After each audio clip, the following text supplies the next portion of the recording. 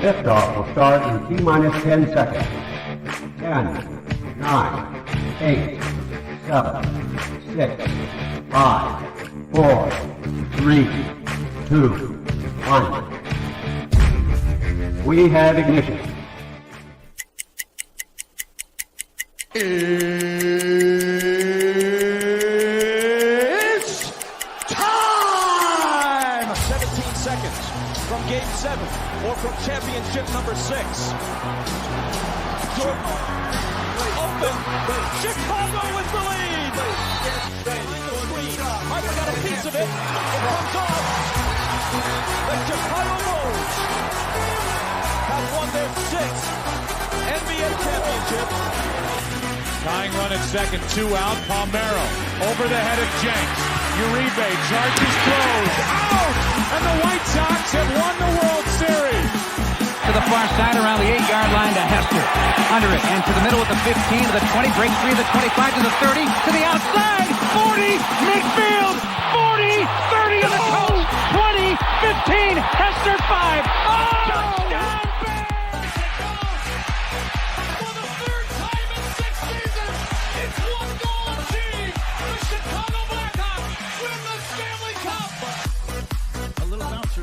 Toward Bryant. He will glove it toward Rizzo.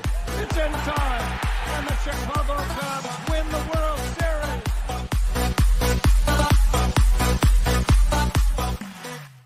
What up, what up, what up? Welcome, Shawn and Maya in the morning on this Hump Day edition. I'm your boy, the SuperBack, Shawn Sierra. Thanks for tuning in. If you're watching us on Facebook Live, well, then I guess you found us on Facebook. And if you're not following us on Facebook, what? Listen, go to Facebook, type in Sports Zone Chicago, click the like button, and now you're following Sports Zone Chicago. Simple, but wait. There's more.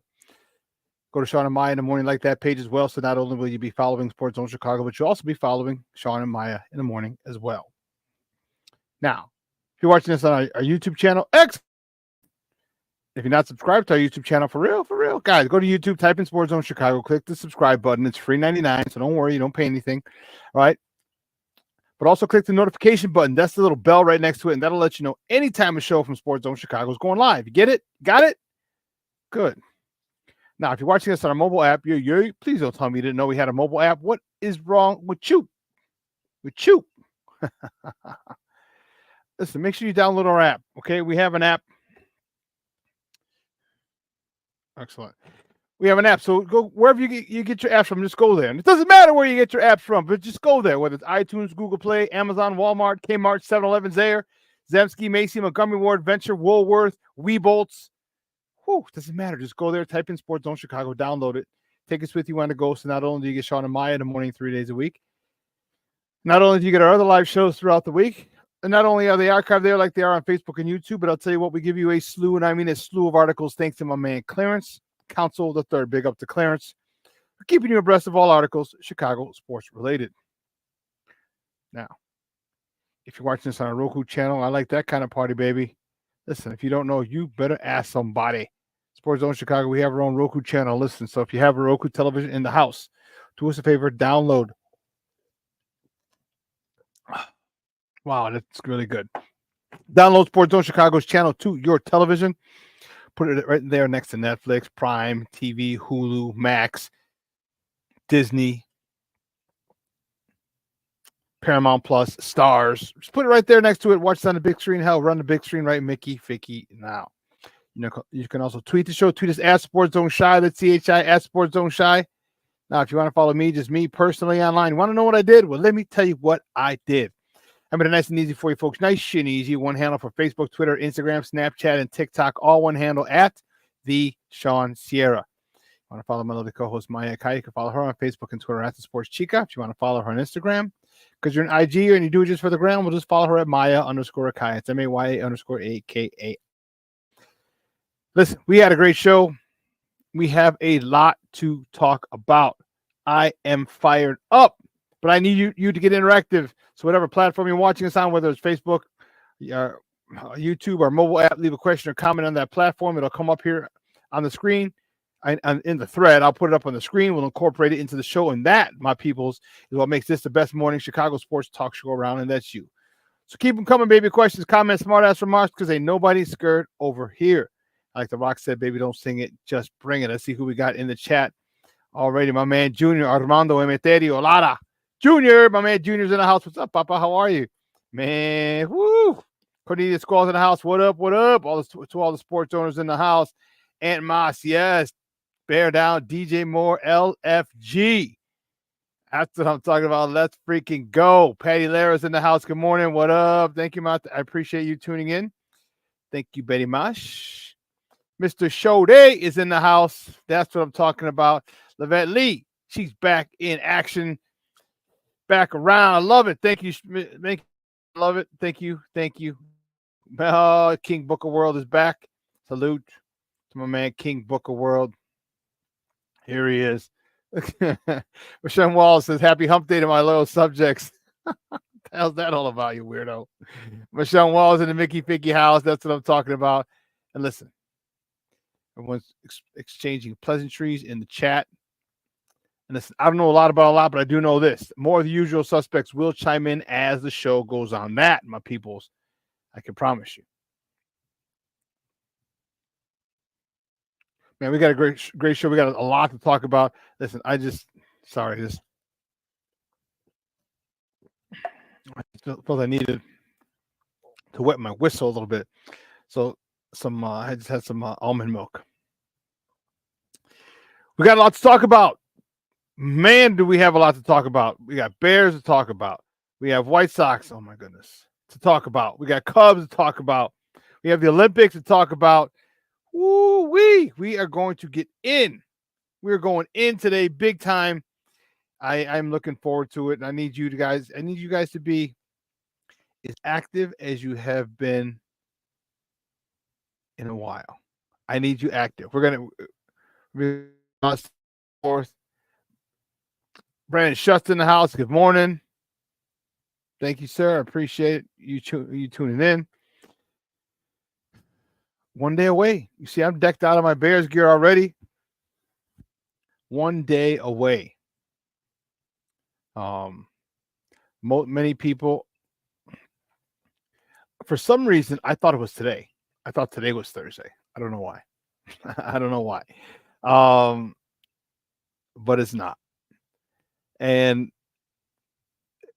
I don't even know why I'm so excited, because let's talk about the starters and everything like that. I mean, that's kind of a bummer, but we're definitely going to discuss that. If you caught me on Nomad and SuperBack and Nomad's Daily Bears Talk, you definitely know my take on that. And I'm going to go through it again today. I'm going to talk about it and go through it again today. Yeah. Planks in the house. Good morning, Baba. Thank you for tuning in. I appreciate it. Appreciate you much. Appreciate you. Brandon, you are correct. NFL starts tomorrow. I'm fired up. I can't even tell you how fired up I am. There's a lot going on. I'm looking forward to this season. I'm looking forward to the development of this offense. I'm looking forward to the domination of this defense. I'm looking forward to this new special teams, this new kickoff rule. Looking forward to that as well. Yeah. Thank you, Patty. It's good talking to you guys 3 days a week. Believe you me, it really is. I love it. Mr. Shorty, you can showcase Bajent more to drive up his value. Why do you want to get rid of Bajent?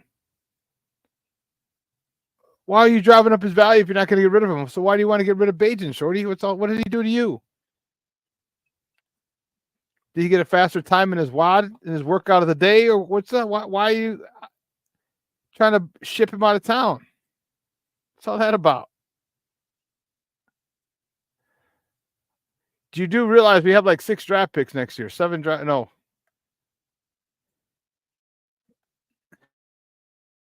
Let me see.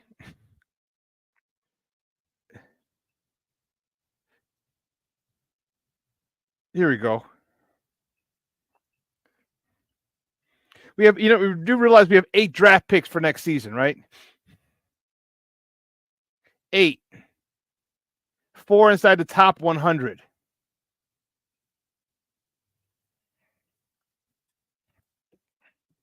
Okay.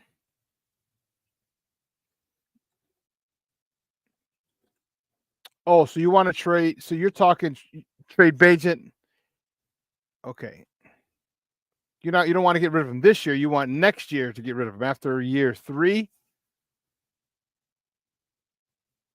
Oh, okay. When his contract is up. Okay, I see what you're saying. So 2 years, and then it'll be his after his 3rd season. You can trade him. Okay, I see your point. I got you. Okay, that's why we communicate. So see, men, we can communicate like that, you know. Sorry, that was just some good almond milk. You guys drink almond milk?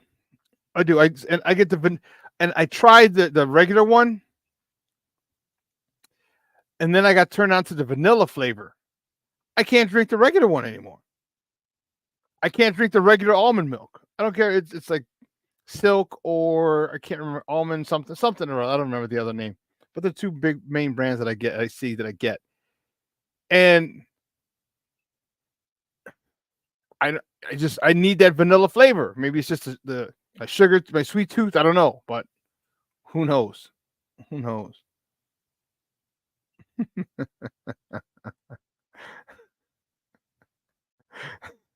Steve-O. My guy Steve-O said, where's the nipple on an almond? Well, if you turn it upside down, there's a little point, like a little teeth.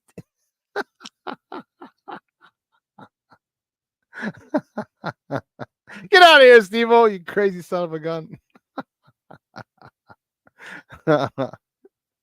Oh, man.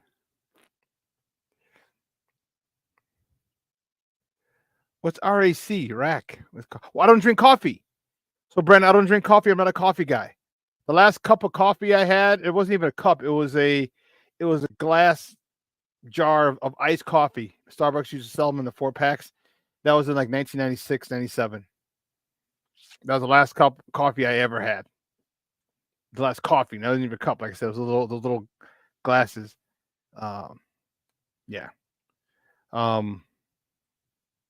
So I don't know. I don't know what RAC is.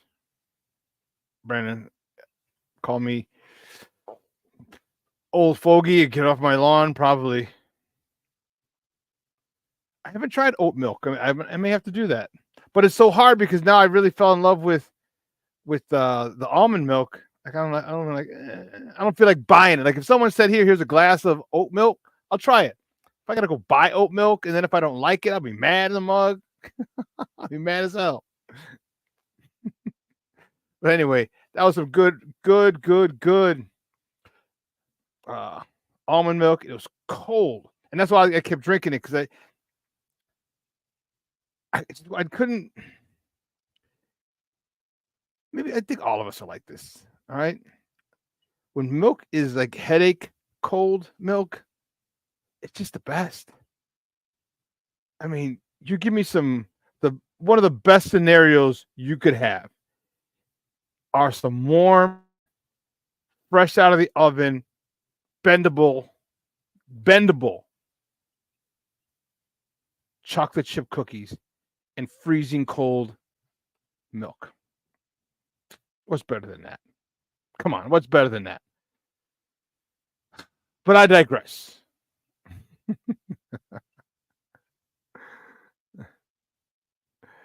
James Ford in the house. What's up, Papa? How are you?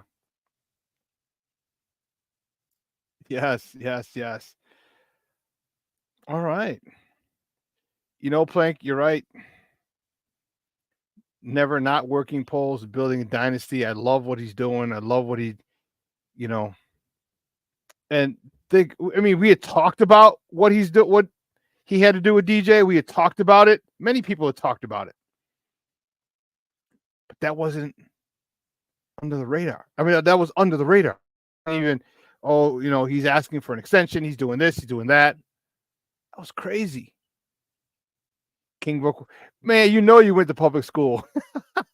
You went to public school, King Booker World. You went to public school. You bringing up that super donut. You know damn well you went to public school.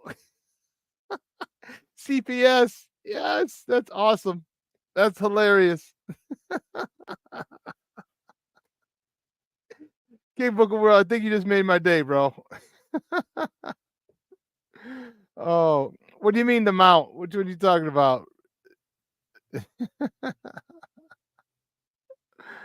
Oh man, what mount?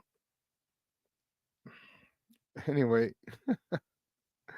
that was funny. Yes, Brandon, I do know when the White Sox are playing. I will talk about that in a moment.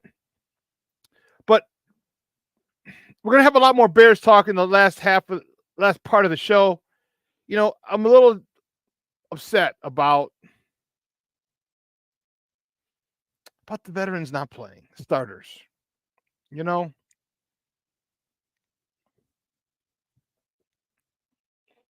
I'm a little upset. You know, when everybody says, okay,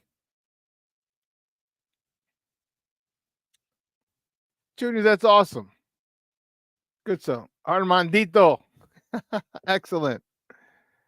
I'm a little upset with that decision. All right. I mean, obviously, I can't do anything about it. I can't change it. I'm a little upset about it. Okay. I'm a little upset because I think here's a good chance for you to get as many reps as possible. And unfortunately, that just tells me that they're not ready with this offensive line. I'm wondering how Caleb's picking up. And it could be Caleb. It could be they're not comfortable with him right now.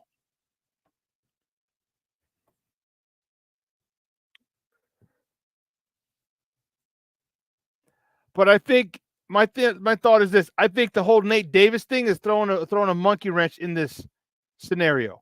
I think this Nate Davis thing, him not practicing now, he's out, another nagging injury. You know, he wasn't here. It's bothersome to me. Nate Davis is getting on my last Mickey Ficky nerve right now, and he could be legitimately injured.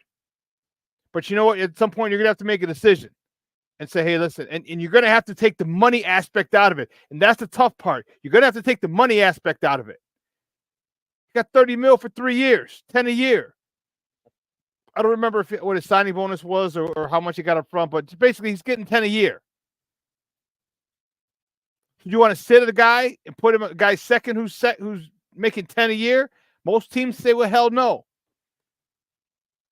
But what it would send a message to the Bears through the Bears locker room that it doesn't matter about money.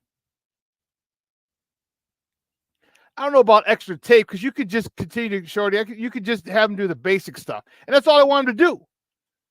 That's all I want him to do. Turn around, hand the ball off, hit me, give me a hitch, give me a slant, give me an out, give me a curl. These are all things I want him to do.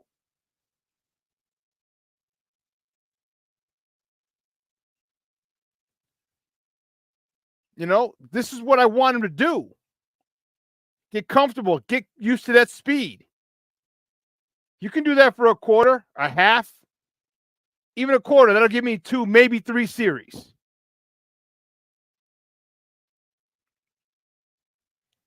But that's bothersome that he's the monkey wrench in this program. Because think, you started early. First of all, they started installing early with Caleb before they drafted him.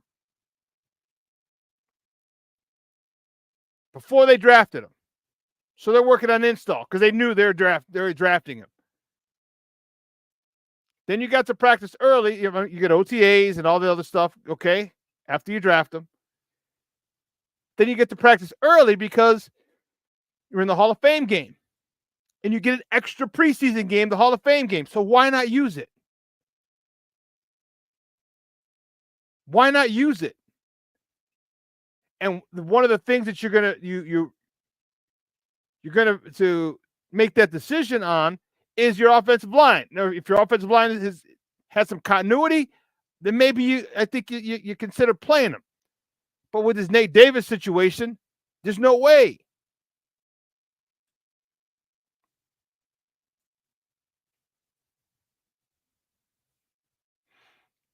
I just think that they need to make a decision now. I said put him at number 2 on the depth chart.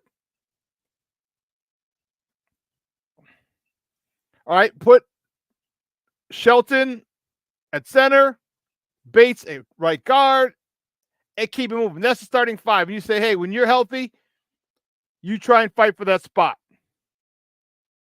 Because these guys need to get to know how to play together as a unit. And you can't do that because when we're putting guys in, taking them out, checking this out. No. So Nate Davis is throwing a monkey wrench in this whole program.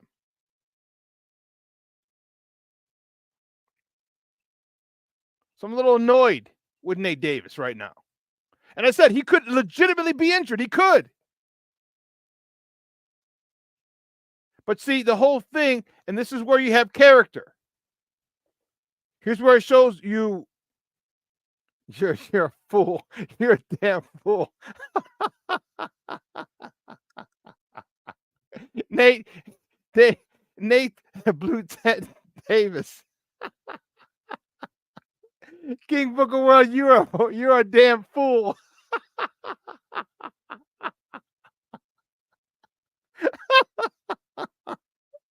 Oh man.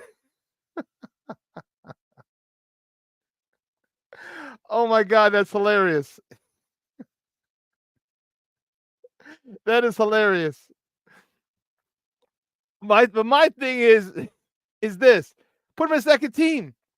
Bates at guard, Sheldon at center, and there it is. You got to fight for that spot now. You've been injured too much. You're causing a delay.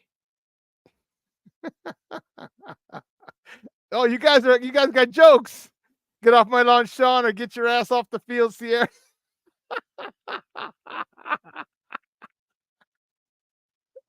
You guys are on 10 today. I love it. I love it.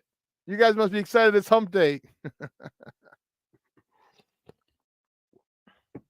I'm excited it's hump day. Get your ass off the field. Get your ass on the field, Sierra. Yeah. Or just get your ass off the depth chart. Get off my lawn or get at your ass on the field. Telling you. Plank, you guys, you and King Booker World. All right, gentlemen. I love it. But we got to go. We got to make a decision, man. We got to move.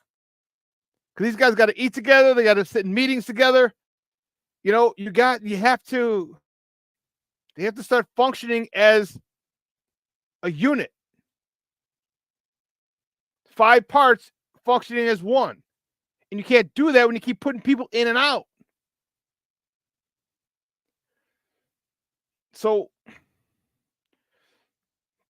my assessment is that the O-line situation being in flux is the reason they're not playing him. And I could be wrong. Maybe they have a chance to play him. Could have played him anyway. But I would think you would take this opportunity. I said it yesterday, and I'll say it again. You could get him a whole half without getting him hit. How? You turn around and hand off the ball. Offensive line. Turn around. We're gonna ride you this game. Okay, Caleb isn't throwing it. There's 3 passes. Maybe you probably go deep once. We're going hitches. We're going screens. We're going slants. We're going curls. We're going 10-yard ins. That's it. That's it. As a matter of fact, I don't even want to see a damn screen. We're taking that screen out. We ain't running no damn wide receiver screens. I've been screened to death in the last 10 years with these Bears offensive coordinators. So give me slants, give me hitches, give me curls, give me crossing routes underneath.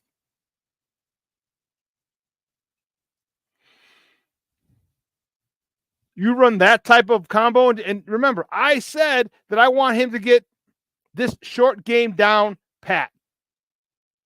And what better way to start than doing that? Just getting it down. Let's go.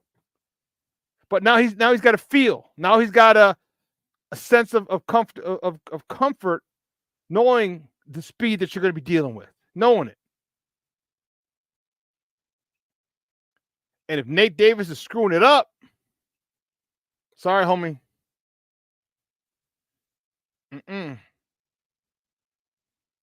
One clown don't stop this circus. And I think it's frustrating. It's frustrating because all the moves that were made, all the decisions that were made in the offseason,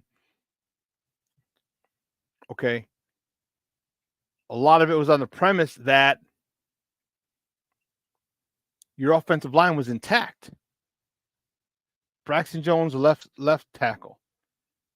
Tevinjenkins, left guard. You went and you got your center in Bates. All right, so now you got a center. Right guard, Nate Davis. Right tackle, Darnell Wright. That was the anticipation.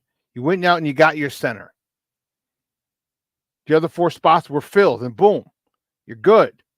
But now Nate Davis again? Again? Come on, man.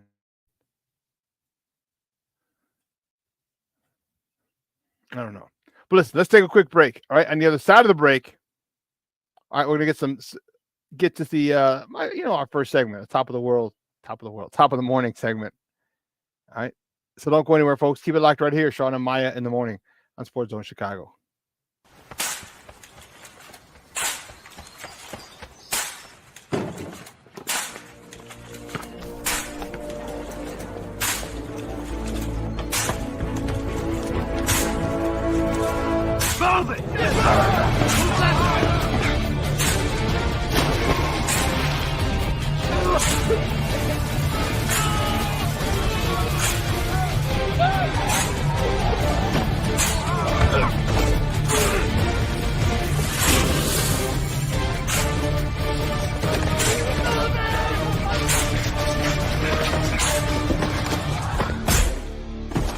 Many will hear the calling. Few will earn the title. United States Marine. The few, the proud, the Marines. Hey, it's your boy, the SuperBack, Shawn Sierra, and be sure to follow Sports Zone Chicago on all social media platforms, on Facebook, Instagram, and our Roku channel. You can find us at Sports Zone Chicago, and on Twitter, we are at Sports Zone Shy. Also, be sure to download our mobile app so you can take Sports Zone Chicago with you on the go.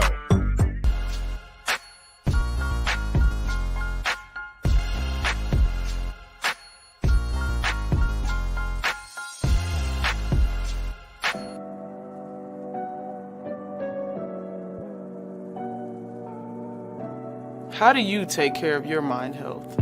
For my mental health, I meditate in the mornings. I have my dogs.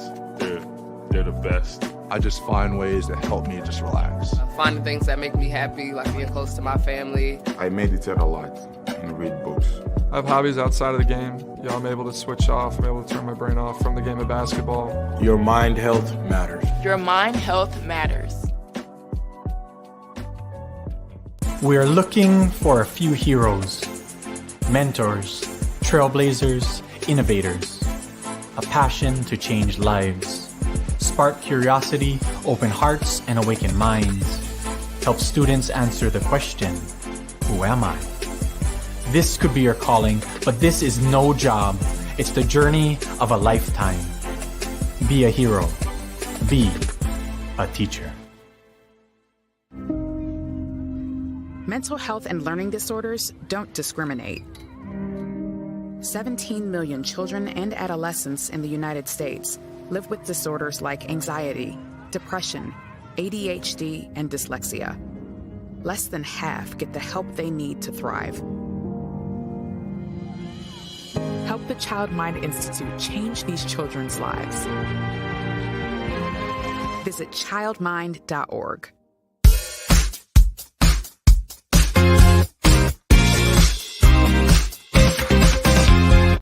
Sweeper. Michael Massey is the DH tonight. And that's a ground ball to the right side. Nice diving stop by Baldwin.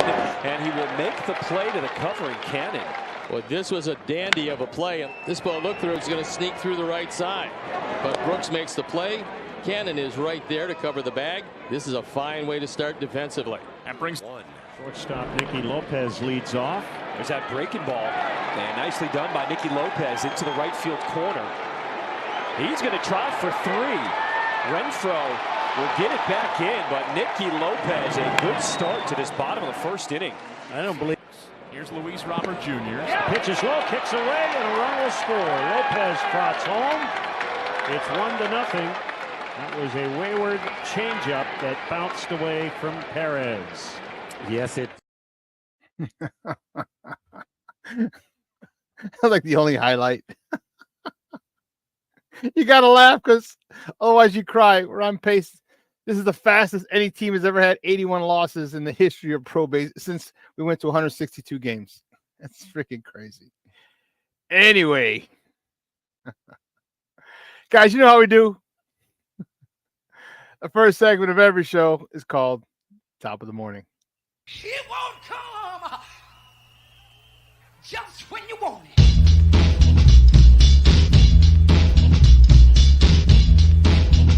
Top of the morning to you. Top of the morning to you. Top of the morning to you. Oh, here we go. The first top of the morning topic. Where else? The White Sox. My White Sox, are they terrible or what? The White Sox yesterday fall to the Kansas City Royals 4-3. They were up. You saw they were up. Cannon got the he started the game, no decision. He went 7 innings. See, this is the problem, is you waste shit like this. All right, 7 innings. 1 hit. 1 earned run. It was a home run. This is all he gave up. 3 walks, 2 Ks. 7 innings and 1 hit.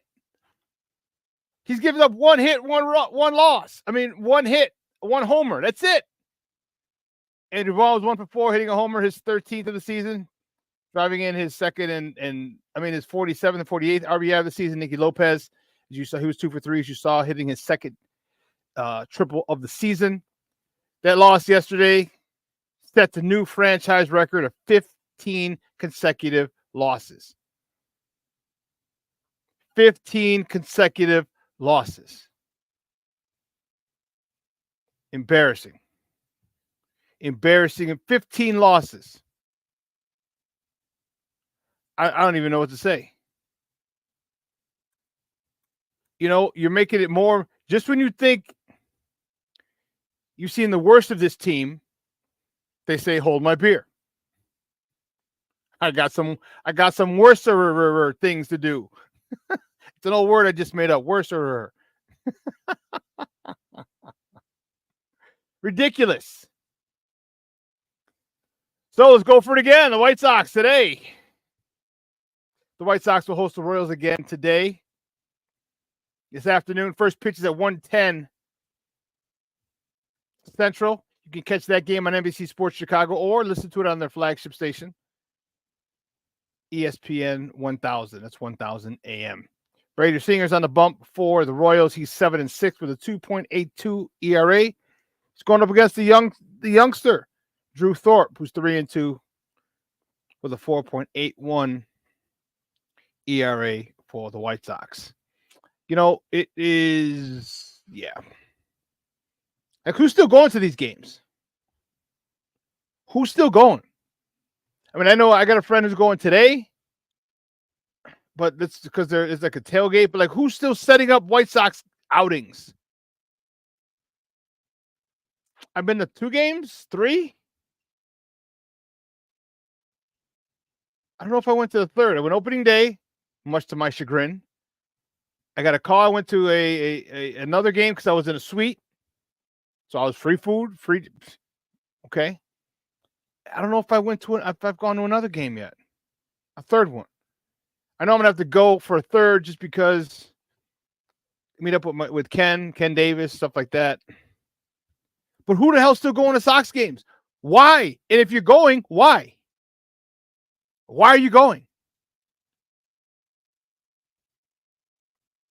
You had a losing streak of 14 games earlier in the season. You set a new record yesterday with your 15th consecutive loss, minimum 14-game losing streaks in the same season.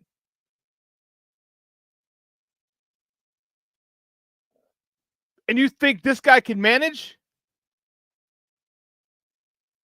The guy who got passed over a couple of times in Kansas City when the managerial job came open, he got passed over a couple times. So you know what? We'll take him. Does that make any sense? Doesn't make any sense. And then now they're talking about AJ Przinsky. What the hell is that? And I like AJ as a player, and he might even be a good manager. But you know what? They want to control these. They want these young, inexperienced managers. So let me get this straight. So you're doing a rebuild, okay? Because you're tearing down the shit that you were 4 years ago. These guys are going to be great. So you're going to have another rebuild, and you're going to get a rookie manager. What in God's name do you realize? Why do you realize that's a stupid idea? What can't you see? Rookie managers, rookie coaches don't go in a rebuild. It just doesn't make sense. I mean, the best this White Sox team has played in the last 6 years is when Ricky Renteria had them. Ricky's boys don't quit. Those were the fun times. The Tim Andersons, the bat flips, the long home runs, comebacks in the 9th inning, or late in games. And if you fire Ricky, which you did, then it better be an upgrade, which wouldn't be hard. But then you go and you get Tony La Russa. I mean, this is ridiculous. So you're going to probably fire Pedro, and you're going to hire AJ, another guy that you could control.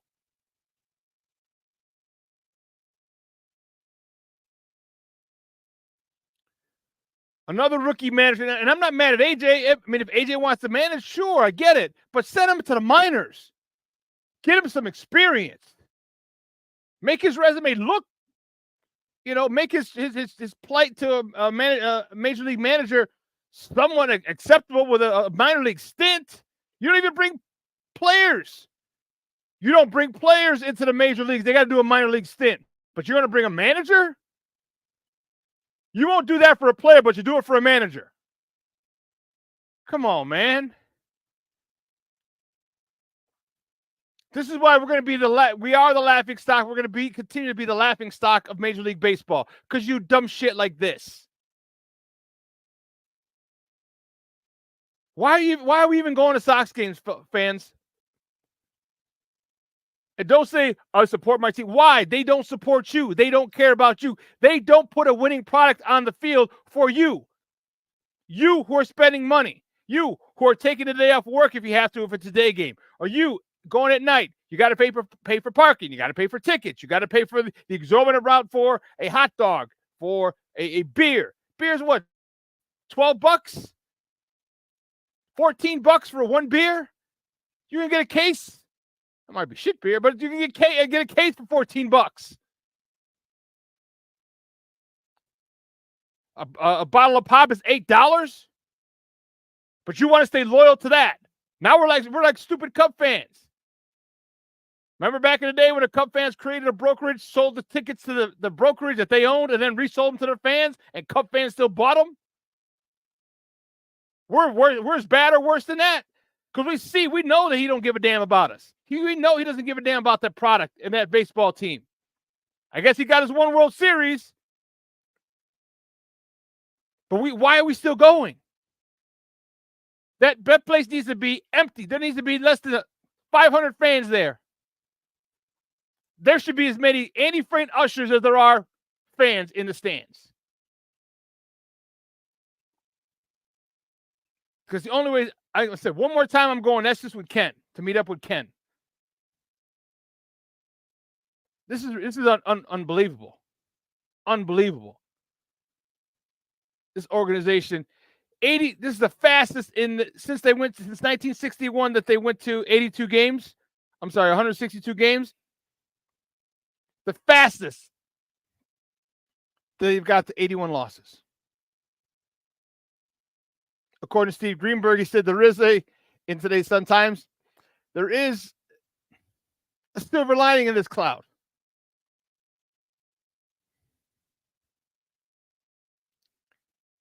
They still could hit 500 if they go 54-0 the rest of the season.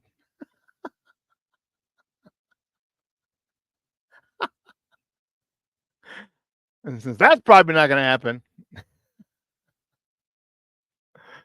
oh my God! All right, I'm done talking about this stupid team. It's embarrassing. And here's the last top of the morning topic: Eloy gets traded. The White Sox send Eloy Jimenez to the Baltimore Orioles with, listen to this, with cash considerations. You know what that means? They're paying Baltimore to take him. They're paying him. He gets traded to the Baltimore Orioles with cash considerations for minor league lefty reliever was 1.99 ERA in double and triple A this year. See, this is the problem. You have this guy here. The talent that this team had 2 seasons ago was ridiculous.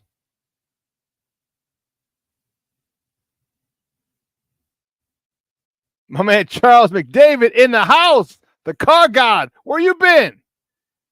Where you been? And don't tell me you're just washing cars. You can put me on the radio. You can put me on the phone, man. While you're washing cars. Where you been, dog? We missed you. Good to see you back. Charles, I don't even go for the free giveaways anymore, man. I could have gone last Saturday. They were giving away the pull over the hooded T-shirt with the sleeves, like the Bill Belichick look. And I was at the Fiesta del Sol. I'm like, I can go get it, walk out. No. They're giving away really nice giveaways. My girl Sarah Santos was wearing those White Sox ones, for the game that the Sox sold. The only game that they sold out this year was against the Dodgers, where they're giving away those jerseys. King Booker World, I hear you. Unless you're getting the tickets free, Charles, it ain't free. You got to go. You got to pay. Yep.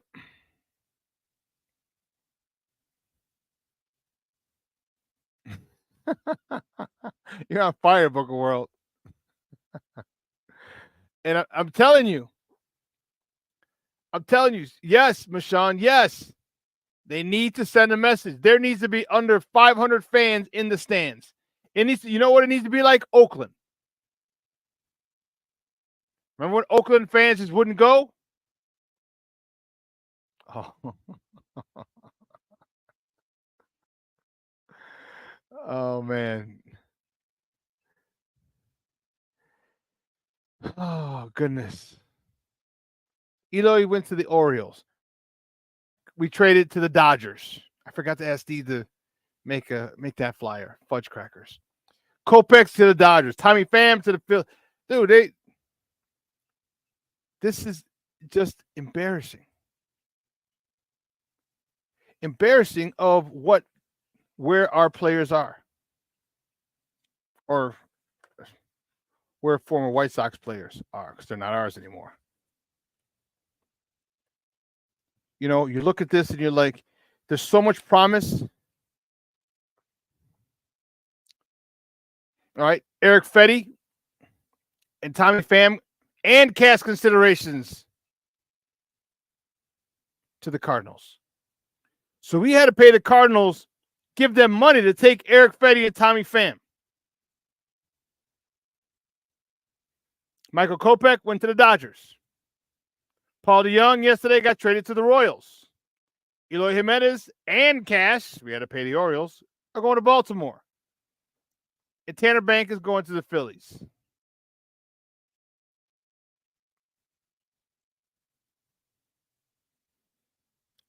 Unbelievable. All this could have been nipped in the bud. This is an alternate universe. If you watch Deadpool and Wolverine, you'll know what I'm talking about. All this would have been alleviated if you hired Ozzy. If Ozzy replaced Rick Renteria, this shit would not be happening. Next top of the morning topic, the Cubs. The Cubs take on the Reds again today in Cincy. First pitch is at 6:10 p.m. Central Time. Kyle Hendricks on a bump for the Northsiders. He's 2-9 with a 6.95 ERA going up against Nick Lodolo, who's 8-3 with a 3.45 ERA.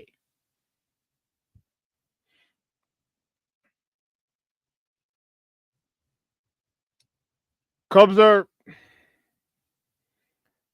I don't know who's worse.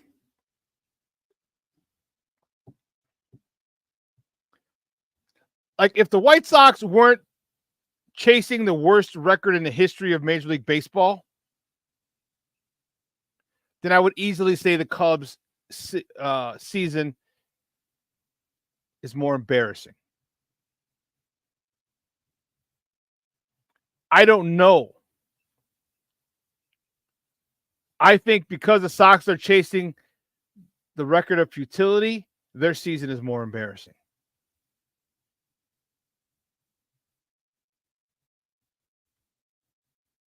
Because the White Sox were going to lose 80 games, 100. Well, that'd be 500. That'd be great looking at this. The White Sox were going to lose 90 games. Okay. They're 81 losses already? Is that what it is? Like, you can't sit there and say anything good about them. I want to find the... Let me find the standings. There we go. Let's find the standings. Because I want to see the actual record so I know exactly what I'm talking about. They don't even have it in the paper today. Because they know I'm gonna go off and laugh at these jamokes. I was trying to find the... Because usually they'll have a little thing on the standings every day. All right, you busters. All right, here we go. 27-83.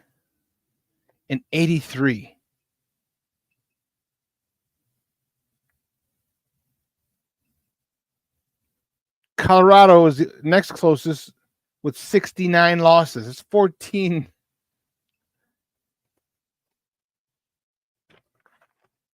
All right, I got to stop because they're killing me. Killing me, Smalls are killing me. Oh, goodness gracious, great. Well, speaking of something on a good note.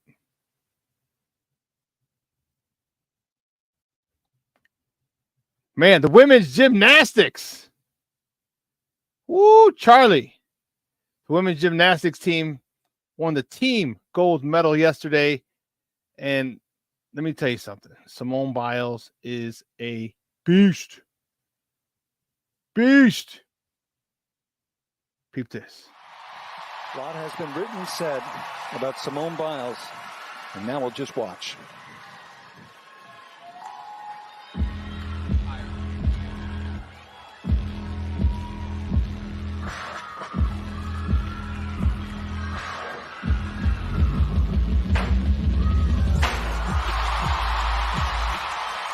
So much power, she steps out of bounds.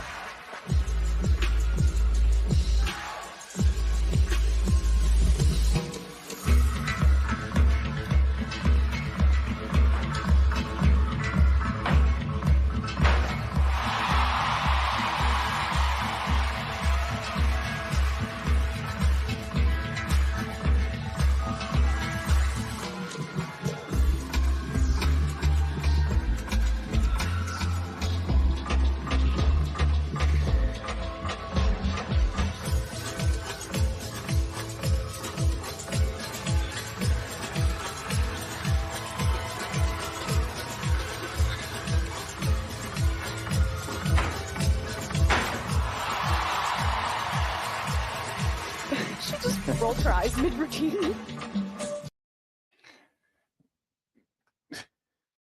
Simone Biles, did you see how high she got up? Did you see the amount of torque? How powerful she is? Wow. He's crying and screaming at the same time. That's my baby.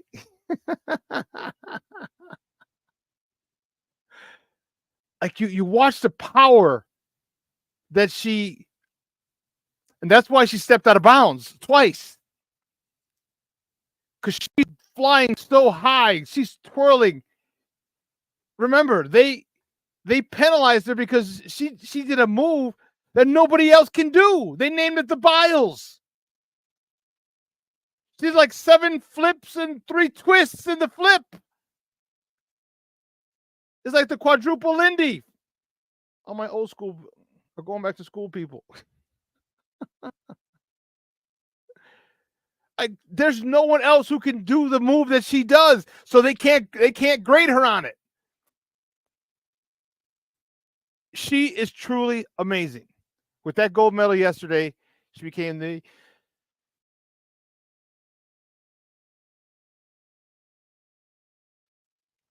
she has the most medals of a female Olympian. Amazing.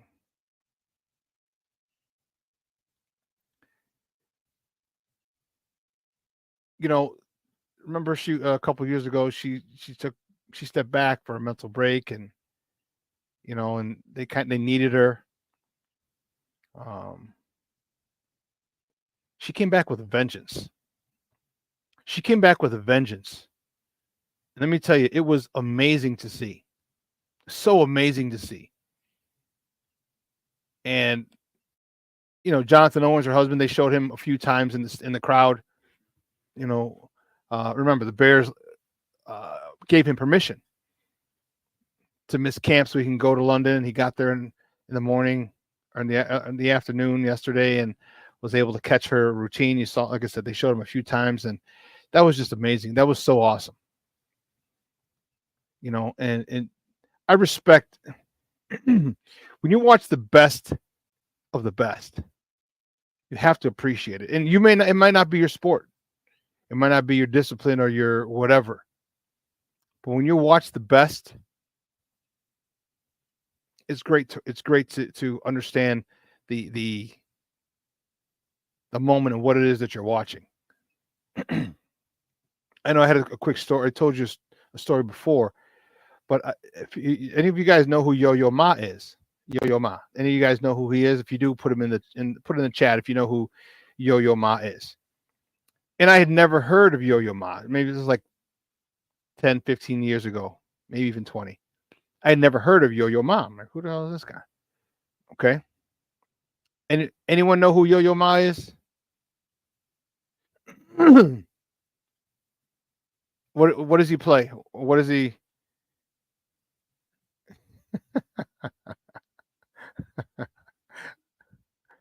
You're the best of the best too, Shorty. Yes. Junior and then not Chelio, not Chris Chelios. Cello.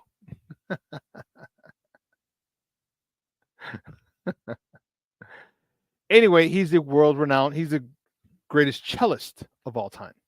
He plays the cello. And the only way I knew that, okay, was because of a Seinfeld episode where Kramer had the helmet and Crazy Joe Davola was mad. He made a trade. He was mad. He gave the helmet up, and so he hits Kramer in the head, and with the helmet on, the helmet's cracked. So Kramer's kind of like, little crazier than normal, and he's just like Yo-Yo Ma at one particular point, and then Jerry's like, the cellist, and I'm like, wait a minute. So who's? So I was like, why would you say that? Who is this guy? So I had to go check it out. I was at an event. They had a silent raffle. And I won a raffle. You got a raffle ticket. And I won 2 tickets to the Chicago Symphony Orchestra. And I'm like, I'm not a symphony guy. And I like to see who's coming, who's there. They might have a hip hop artist with the orchestra, something. Let me see. They didn't have anything, but Yo-Yo Ma was coming. It's like, oh snap! Let me go see him, because by all accounts, he's the world's greatest cellist.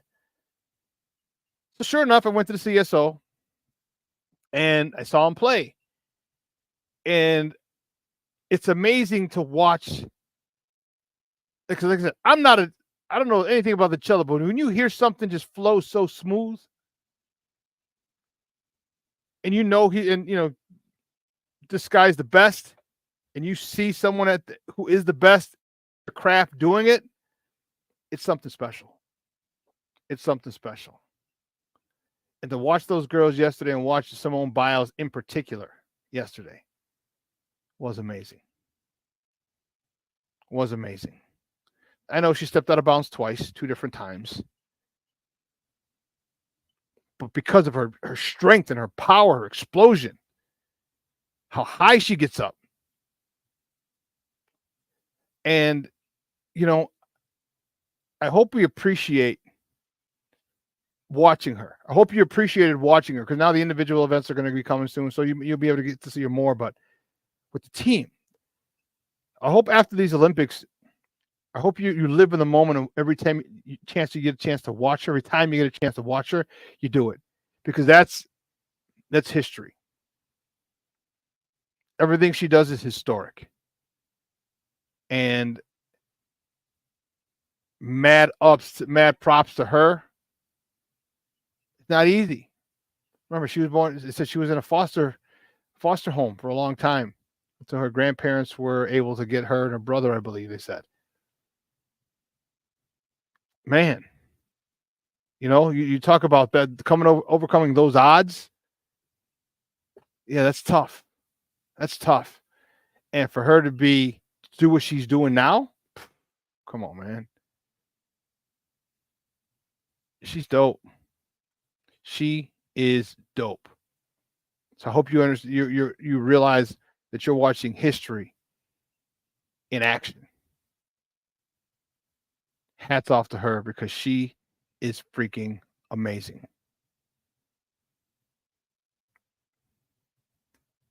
Listen, we're going to take a quick break. On the other side of the break, we're going to talk a little more baseball. I know. A little more baseball, not a lot. Not a lot. So don't go anywhere, folks. And then we'll finish up with some Bears talk. Unless you all want to do all Bears talk for the last hour, let me know. Put it in the chat. Put baseball and Bears, or just Bears. If it's just Bears, then I'll adjust the show, and we'll just do the Bears talk for the last hour. So let me know what you guys want to do. So keep it locked right here. Put it in the chat. When we come back, I'll make that decision. So don't go anywhere, folks. Keep it locked right here. Shawn and Maya in the morning on Sports Zone Chicago.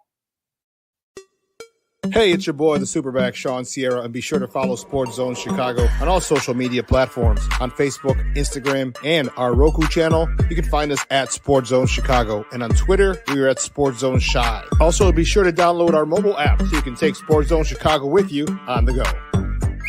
Time out. How are you feeling right now? Happy? Excited? Angry? Overwhelmed? One of the best things you can do for your mind health is to name what you're feeling. It can sharpen your awareness and help you talk about your feelings with someone you trust. Here are 3 questions to ask yourself. Where are your thoughts right now? In the past, the present, the future? Do you notice any sensations in your body? Is your heart beating fast? Is there a flutter in your stomach?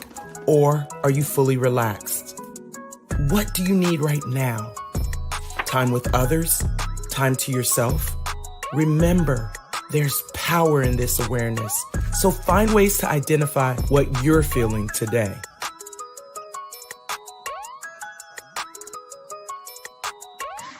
Hi, guys. Hey. Hi, Megan. Hey, Jessica. Megan, you're a tramp. Brian Fitch told me you guys made out. Everybody knows. He said your breath smells like garbage. And he almost puked. He says you're the most desperate girl he knows, besides your mom. How many boyfriends does she have anyway? Lots? Your makeup makes you look like a clown. That zit is huge, zit face. Ugly.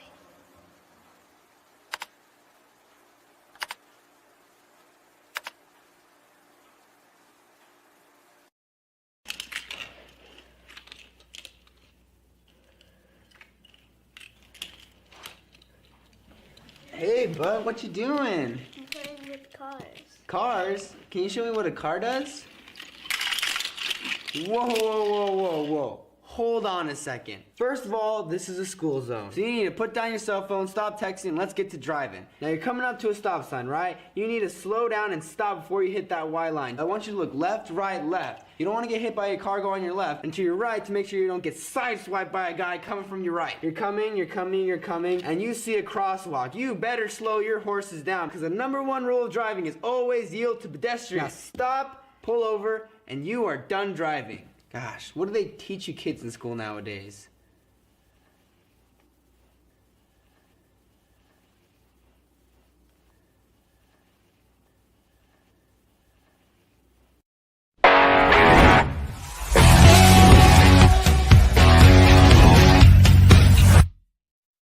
For 2. Last played July 10th. Belly hits that one in the air, right field. Well struck. That one back near the wall, and that one is gone. Cody Bellinger will touch them all. And the Cubs are on the board on a belly bomb. It's 5-2. Welcome back, Cody Bellinger. First home run in a good long while for Belly. It comes at an opportune time with a man on base, and the Cubs be it. In the dirt, and it gets away. In to score is Happ, and it's a 5-3 game. So the wild pitch nets are. Welcome back to Shawn and Maya in the morning on Sports Zone Chicago. Those clips courtesy of the Marquee Network. Those are the Northsiders yesterday. Rough one for them as well. Yeah, a rough one for them as well. As they fell to the Reds 6-3.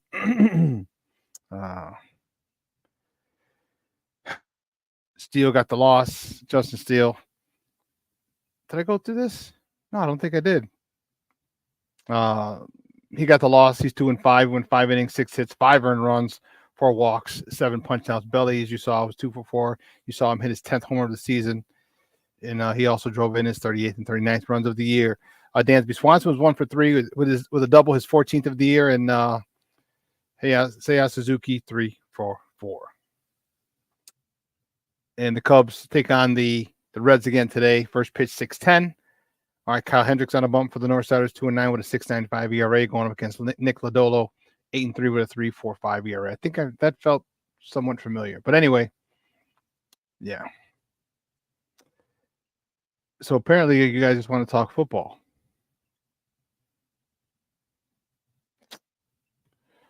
Cool. Well, speaking of football, bam. How about this? How about them? Their apples. Out of the blue. Out of the blue. The Bears agree. Oh, I got to take this down there because you can't see it.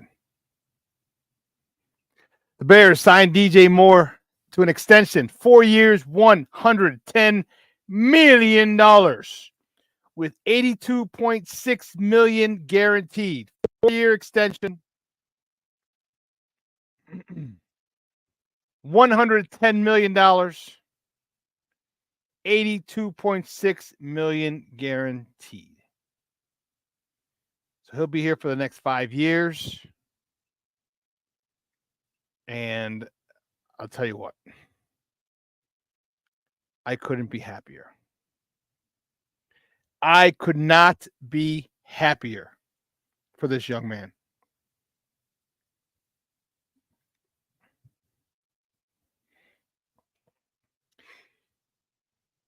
DJ Moore is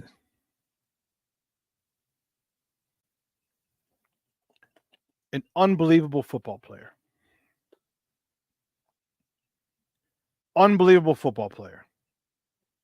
Okay? And he's even a better guy. I got to meet him and work with him last year. He had a camp on the Burbs. I forgot where we were at. And in talking to him, you see his personality come through in interviews, okay? But you got to remember it's guarded, all right? Because he knows the media and blah, blah, blah, blah. You know, if you've ever been interviewed or on TV or interviewed and, you know, you understand you stay guarded with the media, okay? But in the camp, we got to, as the coaches and the camp counselors, you know, we got to see a different side of him. And it's still similar, basically the same side that you see, just guarded on. But he was unguarded with us. He's just a really cool guy. He's the kind of guy that I love to go, hey, you know what, let's go smoke a stogie. Actually, he likes cigars. He does like cigars. He likes some cigars. We actually were talking about that last year.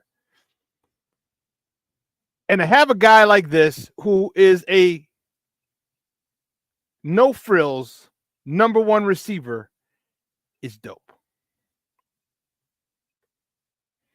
Because this is the last year of his contract that the Bears inherited.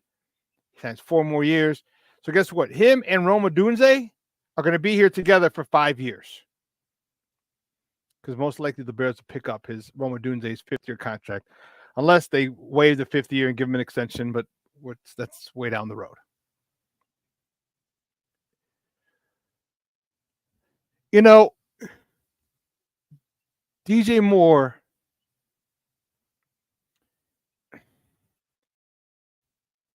in all those crappy years, and it shouldn't say, how should I put this? In all those years in Carolina where he had 9, 10 different quarterbacks, if not more. Okay. Still found a way to get 1,000 yards. He averaged 1,000 yards, 5,000 yards in 5 seasons in Carolina. With 9, 10, 12 different quarterbacks, starting quarterbacks. Says a lot about his work ethic and a lot about his talent. And then last year we saw with Justin, we finally have him with a legit quarterback, and he goes and has the best year of his career, 1,300 yards.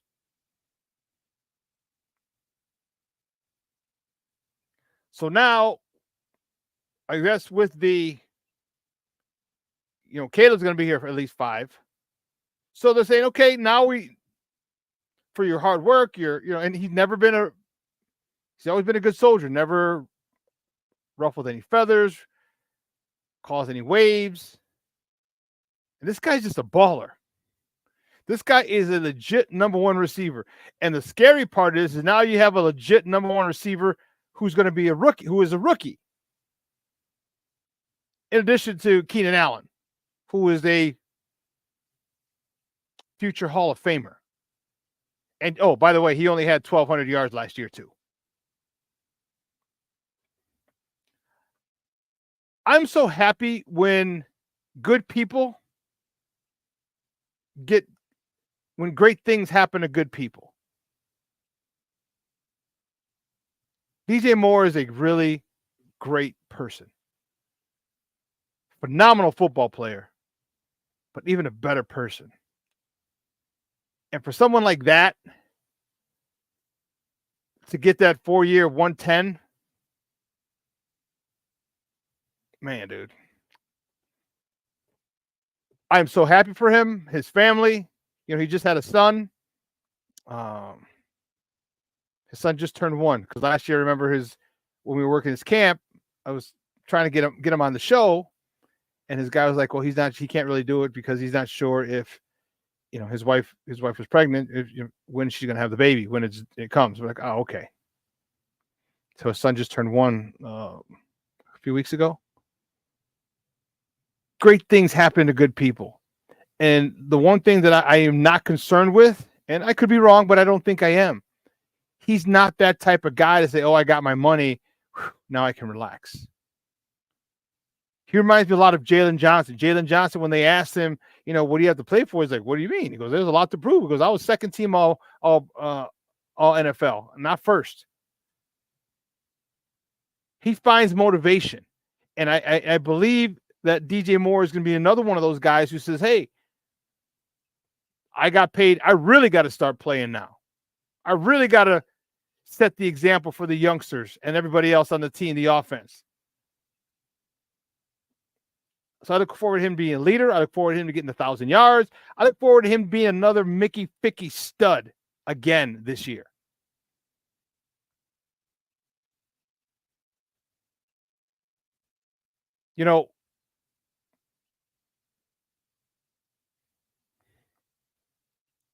Having this for Caleb, you've really put this young man's mind at ease.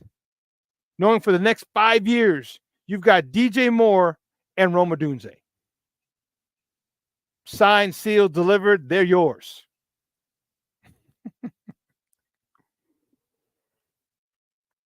For all my Motown fans out there. Next 5 years, this is who you have to throw to. Plus Cole Kmet for a couple more years. We don't know about Keenan Allen. But those other two, that's got to be a huge relief moving forward for him. And I'm not putting the cart before the horse, but I'm just saying, that you're throwing to DJ Moore, and you're throwing to Rome Odunze for the next 5 years, starting with this year. And if you've seen some of the highlights that they put together so far in camp, you should be excited too. You should be excited as well. Yesterday they're showing the touchdown to Rome in the corner. It looked like a cover. It looked like he beat the cover 2 defense in the soft spot, and then Caleb got it behind the corner in front of the safety, threaded the needle. 6.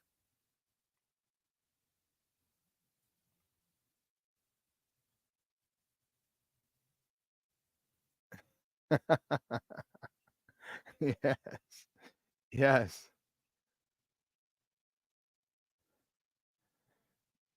Yeah. DJ is the ultimate team player. And the reason, I'll tell you why. I'll tell you why he poses a genius, because I agree with you. That salary cap's supposed to go up a lot next year. So now you got guys, if you got 82, if that was it's guaranteed. I wonder what a signing bonus was. Was that the actual signing bonus? Because if that's the signing bonus, like you get that now, it gets amortized over the life of the contract. Excuse me.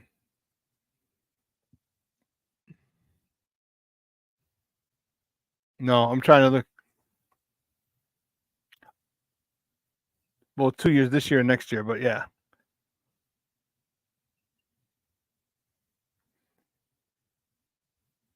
He's 27, 2 years left, this year, next year. This is going to be awesome. This is going to be really, really awesome. The stability is when obviously health being common, being present, when that you got these studs, man, just think of year 2, right? Close your eyes, think of 2025. Caleb's not learning a new offense anymore. Rome Odunze is not trying to find his place in this offense as a rookie anymore. He's a sophomore. DJ Moore is not trying to build a connection with Caleb Williams anymore. And we don't know what's going to happen with Keenan Allen. All right. Cole Kmet's not trying to find out where Caleb Williams likes to run, or when it breaks down, or where his favorite spot is to throw the ball on the run. He's got that figured out because they had a year together. Same thing with Gerald Everett. This thing is going to get special. This thing is going to get special. Cornelius, I would agree with you 100%. He's probably the most underrated receiver in football. I would agree with you completely. I would agree with you. You know, you hear about the Brandon Ayuk's, you hear about the Justin Jeffersons, you hear about the Jamar Chases. All right. And rightfully so. I'm not saying that they don't need to be honored and respected. But DJ needs his props too. DJ needs his props. And the thing about it, I think this is why we all love him. He don't care. He doesn't care what his Madden rating is. He doesn't care if the press give him his due or the people who don't know jack shit about football who write all these things. If they don't have him in the top 20, he don't give a shit. And for that I love, because you know what? You know who he cares about? His team. His teammates. That's what he cares about. Am I showing up for my team? Do they know that they're getting the best wide receiver I can be?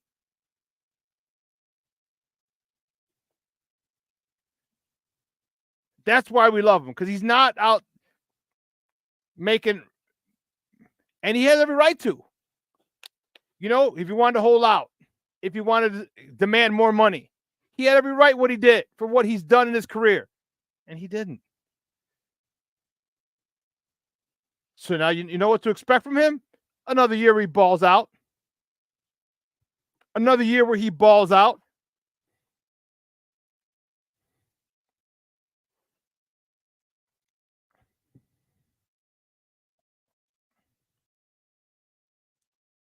He will be a quiet Hall of Famer. Yes, he should have. Yes, he should have.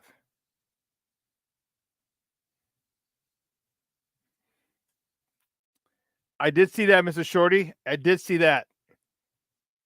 Paul's genius move. Torrey Taylor doesn't count against the 53-man roster because he is not a U.S. citizen. Isn't that crazy? Isn't that crazy? So you get to have another guy on the roster. But I'm looking forward to this.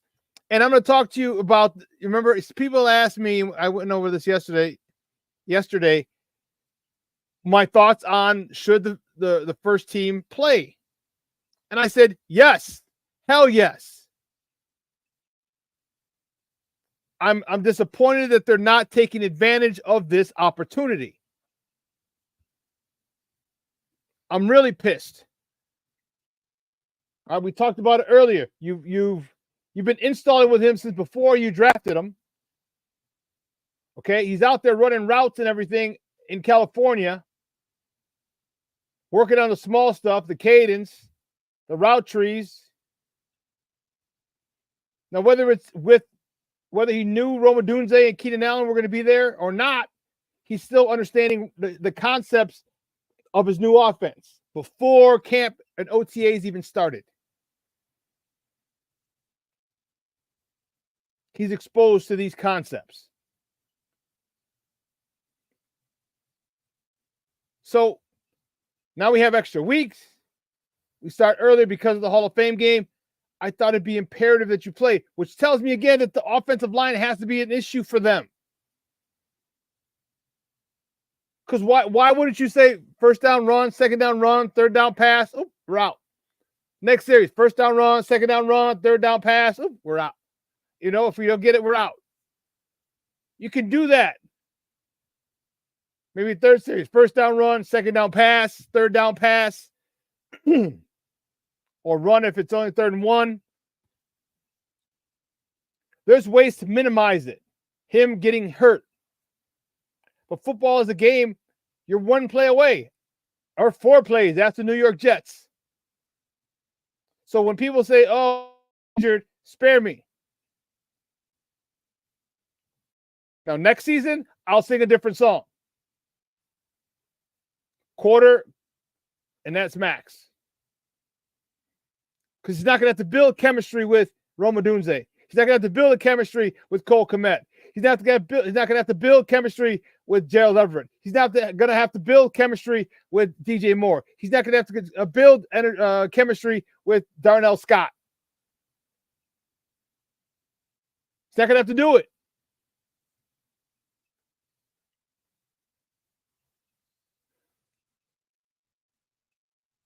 So they should have taken advantage at least a quarter. I said a half.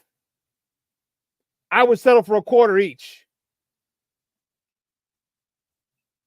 But this offensive line being in flux because of Nate Davis, I believe has played a part in this.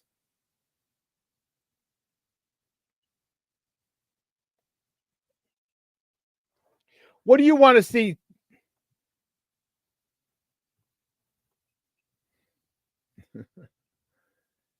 Tyson Bagent gets to start tomorrow. I mean, he said the number ones will not play, so I assume it's the defense as well. Or does the defense play?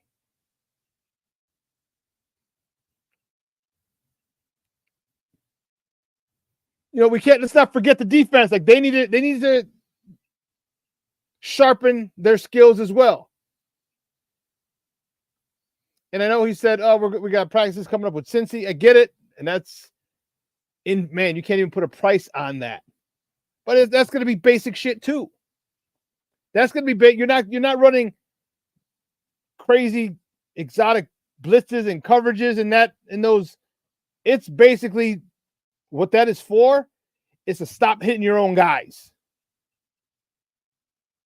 Stop hitting your own guys. You get tired of hitting your own guys because everything just in life is a matchup.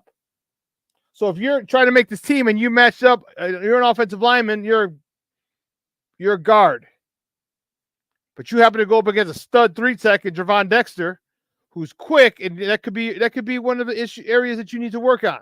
And you keep getting beat in practice because he keeps making you look foolish. But you're a strong guy, you're a powerful guy. Well, once you get hands on him, it's okay. So now you get to see it. They put you against another team, a guy who might not be as quick, but maybe stronger, and you can hold your own and you can show out like, oh, wow. Okay, we just got to work on this guy's footwork a little in the offseason. We'll be good. You'll know your teammates' tendencies. He'll know yours. You'll know his strengths. He'll know yours. You'll know his weaknesses. He'll know yours. So getting some fresh meat in there really keeps you honest. But even so, 2 days of team practices with the Bengals, no, give me live bullets. Give me live bullets. I want to see our quarterback in as many game situations as possible. In game situation is in a game.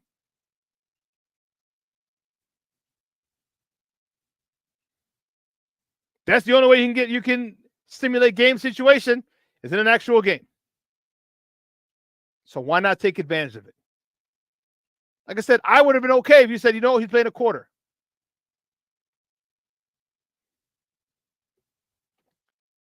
But this defense they got to get used to it too. Like, listen, there's a lot of expectations on this defense. The defense is supposed to hold this team together for the first half of the season.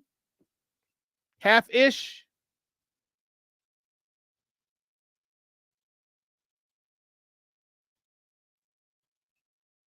So they need to get their stuff together. They need some tick as well. Crazy Ace, what's up, Papa? Good morning or night. It's 12:27 a.m. in Korea. Damn. It's 12. You're 14 hours ahead of us.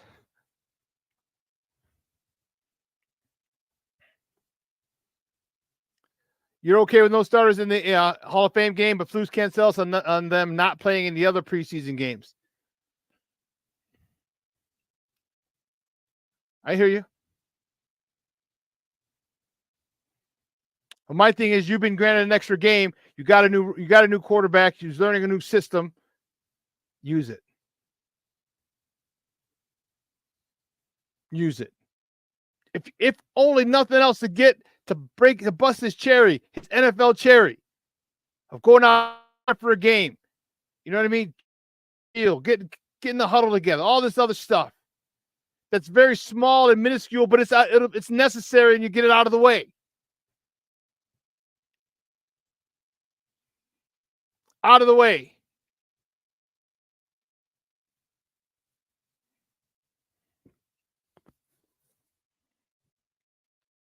And yes, it has given them extra practice, which is why, and I like the extra practice, but I also think, why not use the extra live bullets? Why not face the extra live bullets to get better? But that's just me. But this defense, the same thing. This defense, I expect this defense to come out balling. Have you seen Gervon Dexter? Like, he's been a problem all camp. He's been a Mickey Ficky problem all camp.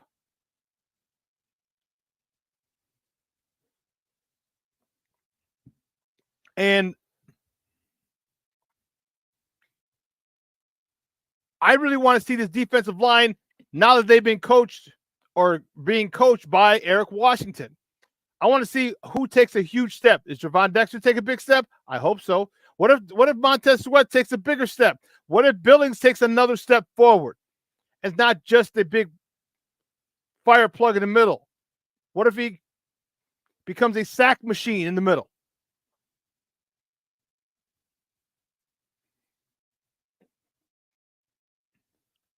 I want to see this.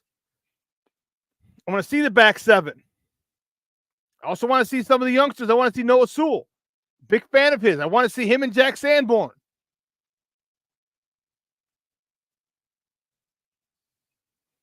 All right, there's a lot to see, a lot that we're interested in, a lot that I'm fired up about. But before we go any further, we're going to take a quick break. And on the other side of the break, we'll put this thing, we'll finish up as the home stretch. All right, so don't go anywhere, folks. It'll be a quick break. We're not going to do the whole 3 minutes. All right, so don't go anywhere, folks. Keep it locked right here. Shawn and Maya in the morning on Sports Zone Chicago.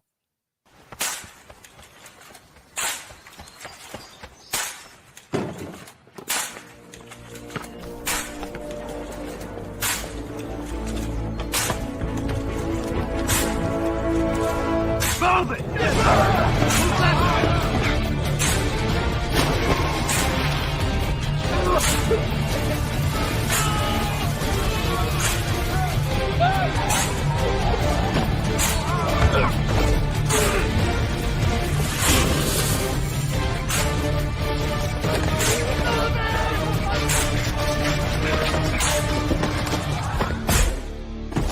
Many will hear the calling.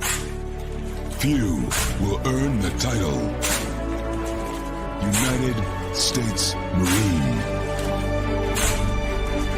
The few, the proud, the Marines. Hey, it's your boy, the SuperBack, Shawn Sierra, and be sure to follow Sports Zone Chicago on all social media platforms. On Facebook, Instagram, and our Roku channel, you can find us at Sports Zone Chicago. And on Twitter, we are at Sports Zone Shy. Also, be sure to download our mobile app so you can take Sports Zone Chicago with you on the go.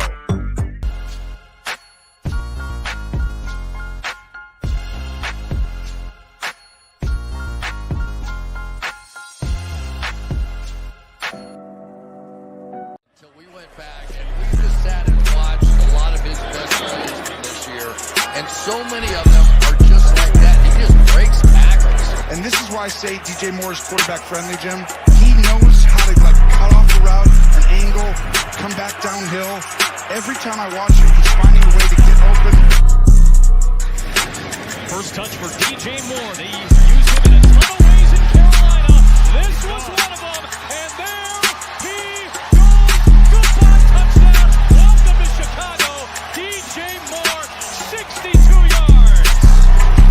Doesn't have to be a down of the field throw in order to go the distance, and that's why the Bears made the trade. Foreman, good blitz pickup. Fields has time to deliver to DJ Moore, and he breaks away. This is what he does. Big gainer DJ Moore inside the 35 of Buffalo. Woo, those are nice. Welcome back to Shawn and Maya in the morning on Sports Zone Chicago. Little scoops courtesy of Fox, NFL Network, and CBS. DJ Moore.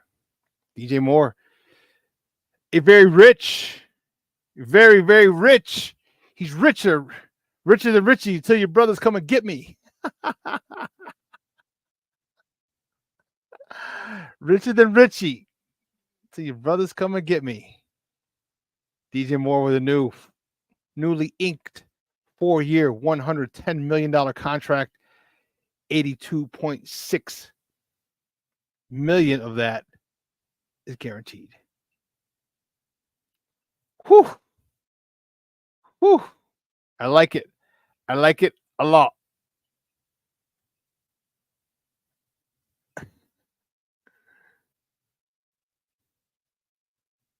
Jay Grizz in the house. What's up, Papa? How are you? Yay.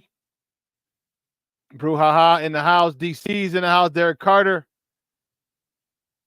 So we were talking Bears, and you know, a lot of the focus is on the offense. I want to focus on the defense. I want this defense to come out. And I don't think they're going to be playing tomorrow either. But the season, obviously, I want these youngsters to go crazy. I want these youngsters to ball out. I want them to make it so difficult for Ryan Poles to make cuts. I want them to make it where he has sleepless nights trying to figure out who to cut and who not to cut.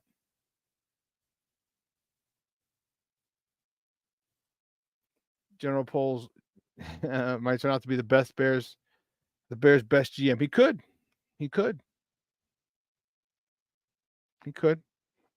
Now, just because he may be the best doesn't mean he doesn't have swings and misses. All the best have swings and misses. But what the swings and misses don't do is they don't stop him from taking more swings. That's the part I like about it.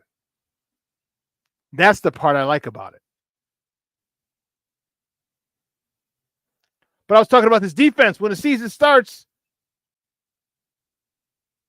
they need to be on one.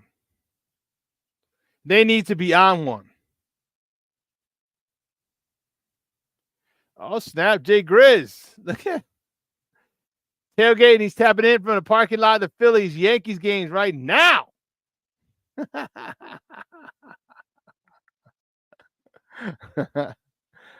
Salute, Papa. Salute. This defense needs to step on the field and say, we are the best defense in the NFL. Watch us. Like the usher. Watch this.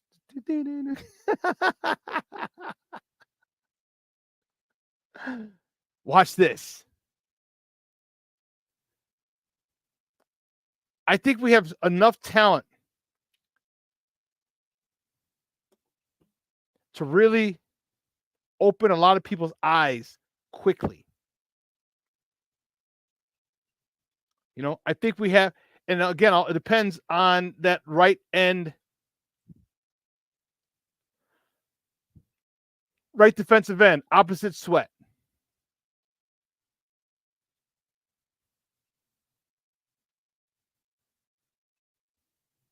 Yeah. Because if you can get Sweat, if Gervon takes a step forward, which we intend him to do, we expect that from him. So now he's going to get penetration. Sweat, we already know what that joker's about. That joker's ready for double-digit sacks. Billings as well. Like, I want to see meetings at the quarterback. I want to see team meetings at the quarterback every game. At least 4 or 5 team meetings at the quarterback.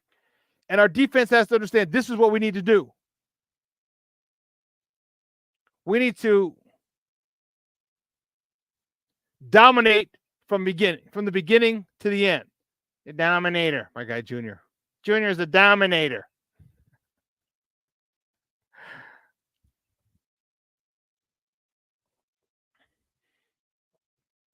You know, they have a lot of confidence. They have a lot of swag. Okay, good. I like my defense a little cocky, but their cockiness comes from their confidence, comes from their preparation, comes from what they've done before. In the last 6 games of last year, they have the number 1 defense in the NFL. Number 1 defense in the NFL. and having played on some teams with some great defenses, when they finished the year strong, going into next season, that wasn't good enough. They wanted more. Insatiable is what I need this defense to be. We get 3 sacks, 2, not good enough. I need 5. We get 5 sacks, not good enough. We need 7. I need this defense being insatiable. We knocked out this receiver, not good enough. We need to knock out a running back too. We need to knock out a quarterback. This is what I need from this defense. You've all played together. Except Byard. And he'll get along really. Trust me, when you get a group like that, people fit in quick. People fit in quick. You got 9 starters returning?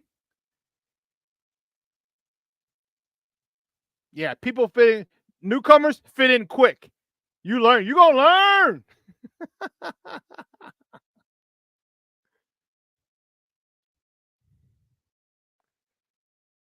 Yeah, the Bears defense in 84 was good, but in 85, they were great. Can this defense go from being a good defense to a great defense this year?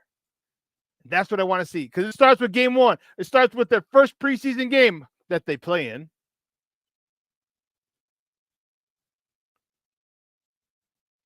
It starts now. All right, the way they carry themselves, the attention to detail is vital. Vital to this team. Attention to detail when you're at this level is paramount. And I think we have the guys who have an attention to detail.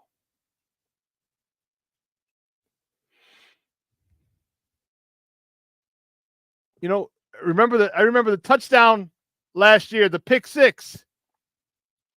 Was it Buffalo? Did we even play Buffalo? I don't remember who it was against. But Tremaine Edmonds, it was right over the middle. I don't know if it was a running back, fullback, or a tight end.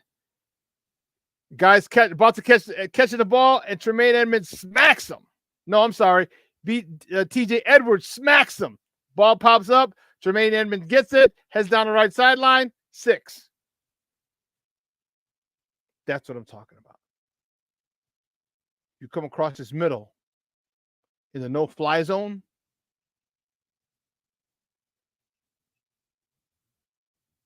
You're correct. It was Cleveland, King Booker World. It was Cleveland. But you come across this middle in the no-fly zone, or you're going to pay. Or you're going to pay. Oh, you're going to pay. And that's what I need. I need wide receivers to understand that. And trust me, you're gonna get, as the game starts, when the game starts, you're gonna have your cocky, swagged out wide receivers like, shoot, you ain't gonna stop me. I'm gonna do this. I'm gonna do this. Okay, cool. And you should be, which is why they're probably the wide receiver ones on their team making a lot of money. When you come across that middle and you get hit that first time, ooh, Charlie, you might want to reevaluate some of your life's choices. And that's what I want. That's what I need. You need guys. So my question to you is, who do you think are the leaders on this team? Who do you think is the vocal leader on this team? Who do you think is going to be the guy that, hey, let's go. Rally him up. Say, hey, you're not playing as well as you should. He's going to double move on you. Stop getting beat. Who's the guy? Who's the vocal leader on this defense? I don't know if I found one yet. I don't know if I found one yet. Who do you think is the vocal leader of this defense? All the other great defenses we knew. We damn sure knew who they were. Urlacher, Mike Brown, Alex Brown, Lance Briggs,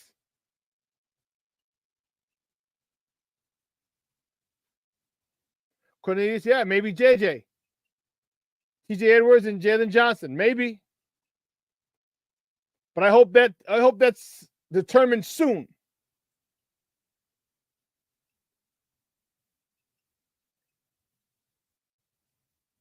Because there's got to be a guy who, when things aren't going well, the offense is driving on, you're like, all right, we got to stop this. Enough of this nonsense. Enough of this bullshit. Let's stop.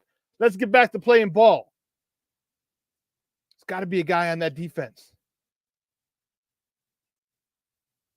I remember that on teams that I played on. We always had a guy or two or three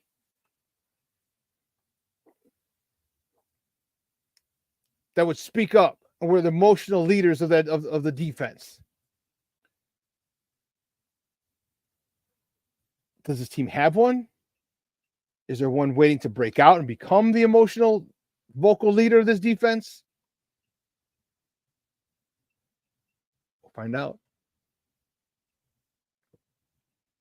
2 votes for JJ and Kevin Byard. Okay.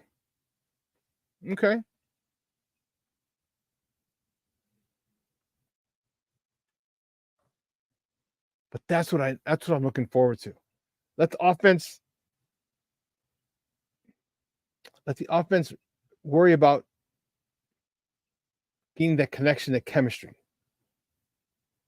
while the defense holds it down. That's why we're a team.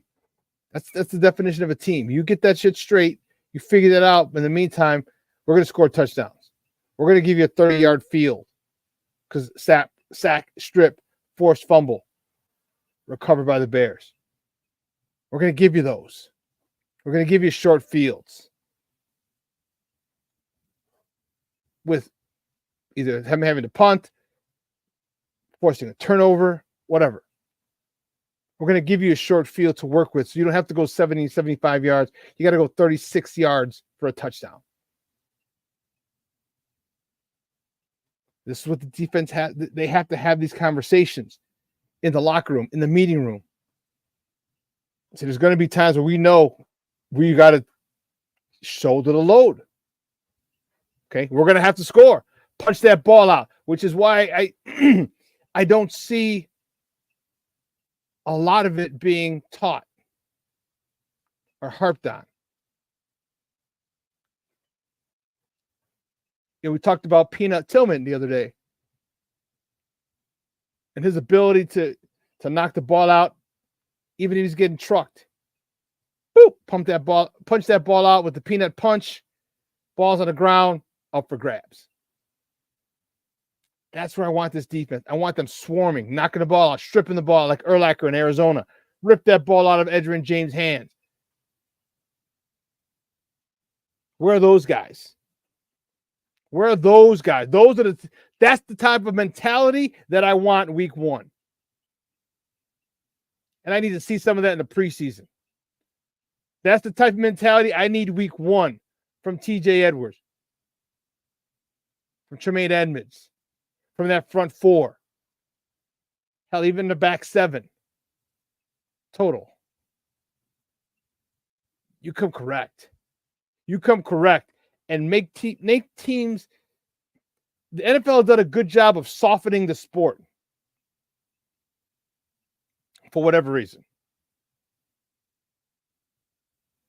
I want our defense to really, really, really do their best to make receivers and running backs, tight ends, reconsider their life choices of coming across the middle.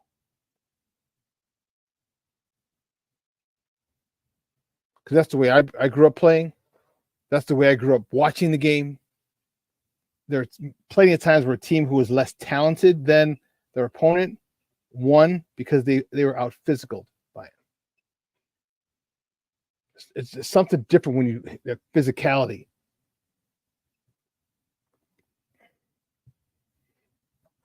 And this defense is loaded with guys who are extremely, extremely talented.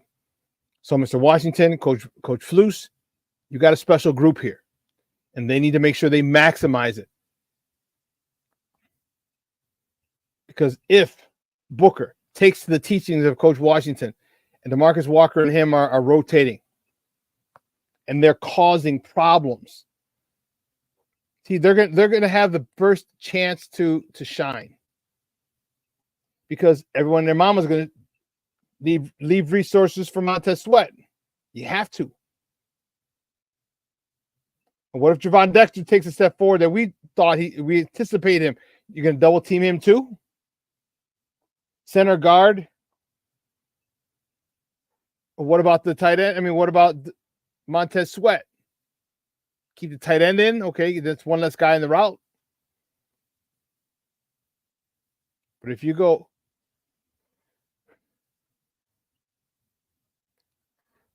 Let me see. There's only so many offensive linemen. Only so many. Which is why we talk about Gervon Dexter being that dude, because you want to double team him and leave Sweat open? You can double team Sweat. You have the backside guard, the center. You know what I mean? Like, where does the help come from? And then you still got Billings. You still have Billings, so you can't not double team him. But that's 6 guys automatically right there. You only have 5 offensive linemen. You want to keep a tight end in? You want to keep 2 tight ends in? No. So the way this defense comes out is going to be paramount.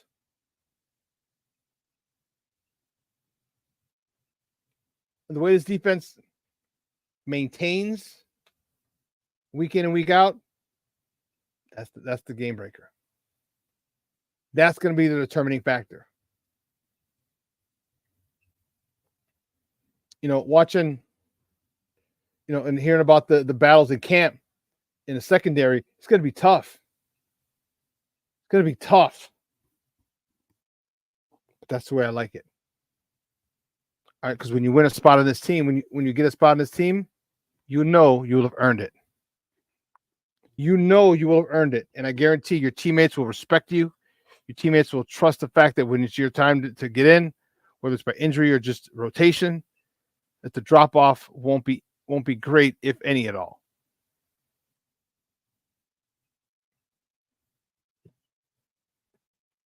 Tons of DBs. Haven't heard a lot about the linebacking core, but I mean, I'm cool with the front two with Edmonds and Edwards, and then Sanborn and Samoan guy. Sewell. I feel comfortable with those guys as backups. More than comfortable. And I actually would like to get Sewell involved in the defense.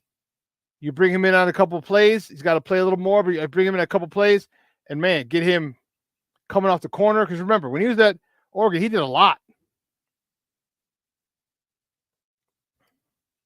When he was at Oregon, he did a lot. And had he come out 1 year prior, he probably would have gone higher, but they switched defenses his senior year. Going into his last year at Oregon, so he had to learn a new defense. So his numbers were down. But this guy can rush the passer. You want to bring him on a blitz? Bring him on a blitz.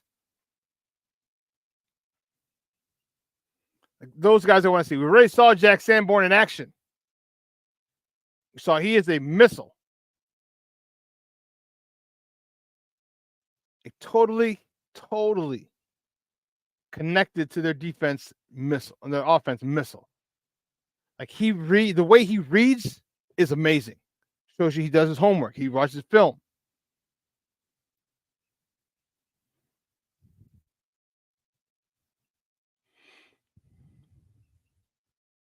Now the coach has got to put it in place. Now, Coach Eberflus, you can truly be evaluated. Now, year 1, couldn't do it. Year 2, year 3, oh yeah. Oh yeah.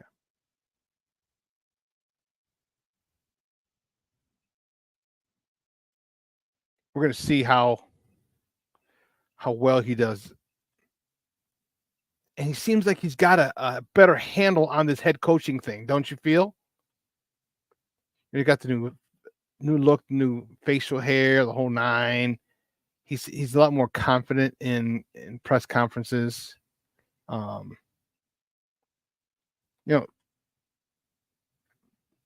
He's comfortable as a head coach.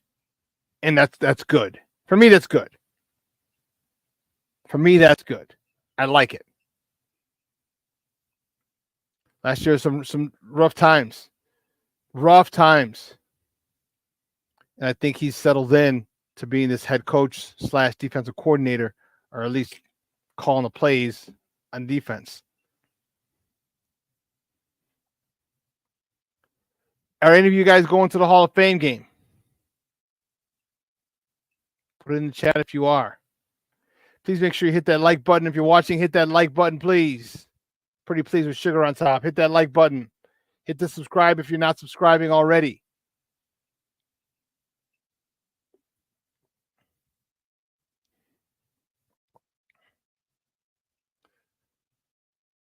What do you want to see from the number 2s tomorrow? Who do you want to see? Put it in the chat. Who do you want to see? What backups do you want to see and show out for you tomorrow? Is it Sewell? Is it one of the 2 new quarterbacks? The running back is an offensive lineman. 3-tech, Chroma. Chroma's another one that needs to.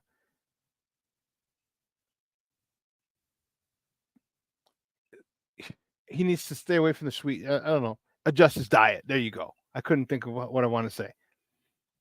Come in nice and slim and trim. And we got a couple of guys that we're like, oh, okay. I didn't think we'd get him as undrafted free agents. Brouhaha, you're stuck on this, huh? Booker the Berserker. So King Booker World, you want to see Booker and Scott. Okay. Oh, and Pryor. Yeah, he's been quite, yeah, yes, he has. Cornelius says, I want to see Tyler Scott, Ian Wheeler. Yeah. I don't know. Ian Wheeler's going to be tough. It's going to be tough for him. I don't know if he can make it. You got 3 good ones. Including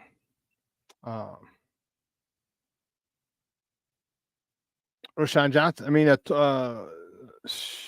who's the speed back wide receiver? I can't think of it. But I'd love to see Ian Wheeler play. I want to see him. Maybe try to hide him on the practice squad if he does well. But if he does really well, they're gonna find him. They're gonna find him quick. King Booker wants Austin Moore. Velus Jones, and there's a good one. I would really love to see Velus have a rebound season. Come back, be a kick returner, catch a few deep balls, a couple end arounds. Yeah. Well, listen, 2 hours is come and gone. Guys, great stuff today. I appreciate it. I love the fact that you guys stayed busy in the chat. That was excellent.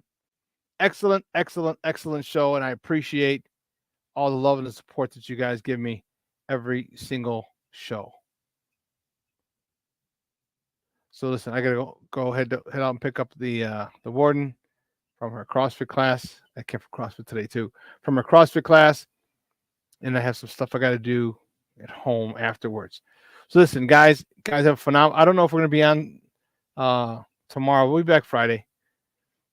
Some people was like, let's go on tomorrow after the game. I don't know. We'll see. All right, but for everyone here at Sports Zone Chicago, executive producer Elliot Baez, social media guy Clarence Council III, and my co-host in absentia, Maya Kai. I'm your boy, the SuperBack, Shawn Sierra. Guys, have a phenomenal day. All right, make sure you let your loved ones know that you love them. All right, do that. All right, guys, have a phenomenal day. You'll see this replay tonight at 6. All right, folks. Your boy, the SuperBack. I am out. Uh-oh, what's going on? That's why I need my guy Steve-O here. Here we go. Now I am out.